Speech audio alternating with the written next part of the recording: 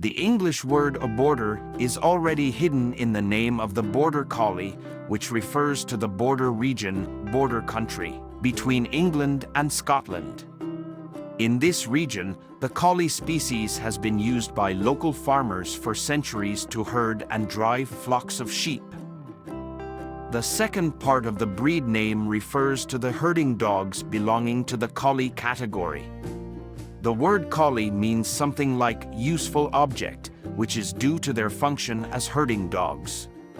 Although the alert border collies made history primarily in England and Scotland, the earliest herding dog histories come from Italy. When the Romans invaded Britain, they brought the herding dog with them to what is now known as the United Kingdom. Of course, at that time there was still no talk of the Border Collie that is known today, but from the traditions it is assumed that the dogs used at that time were very similar to today's Border Collies. The Vikings also used the herding ability of the dogs to protect their herds of animals and drove and brought the dogs home with them after their campaigns. The actual breeding of Border Collies only started at the end of the 19th century.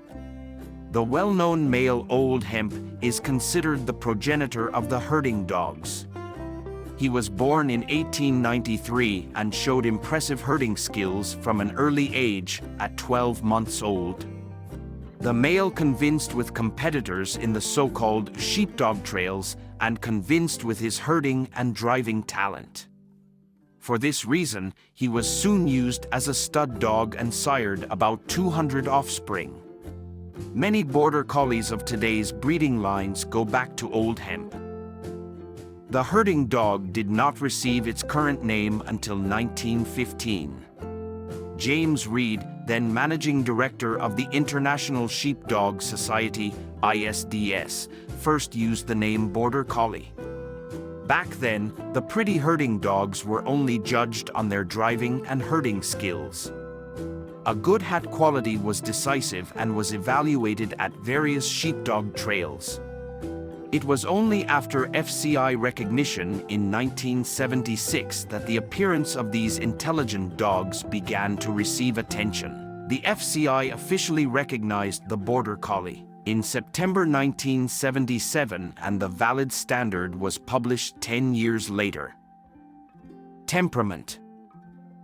The Border Collie shines with its above-average intelligence and willingness to work. Its special feature is the will to please, which in German means something like the will to meet needs. The eager dog breed will do everything in its power to fulfill every wish of its master or mistress. Every shepherd will be amazed by the diligence and endurance of the pretty dog. It doesn't matter whether it's driving the herds, leading the animals into gates, or isolating individual animals. The Border Collie shows great herding talent and is still very much valued as a herding dog, especially in England and Scotland.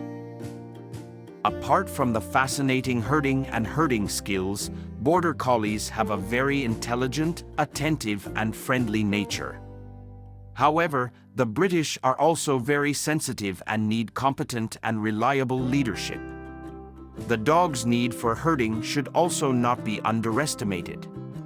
If they are not trained properly or if they are not challenged enough, Border Collies often start looking after children, cars, joggers, or the like. It is not uncommon for this to lead to unpleasant misbehavior on the part of the dogs, which is often misinterpreted as aggression and malice.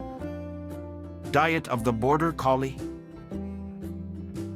The Border Collie's diet is very dependent on what exercise the dog is exposed to each day. In general, a dog's diet is closely related to how much daily exercise it takes, how old it is, and whether it has any disabilities. Allergies, pregnancy, or various diseases can be regarded as impairments. Puppies and pregnant bitches have a much higher energy requirement than unimpaired adult dogs. It is important for the Border Collie to choose a diet that contains enough protein to keep its muscles properly nourished. If a ready-made food is fed, care should be taken that the protein content of the food is not less than 30%.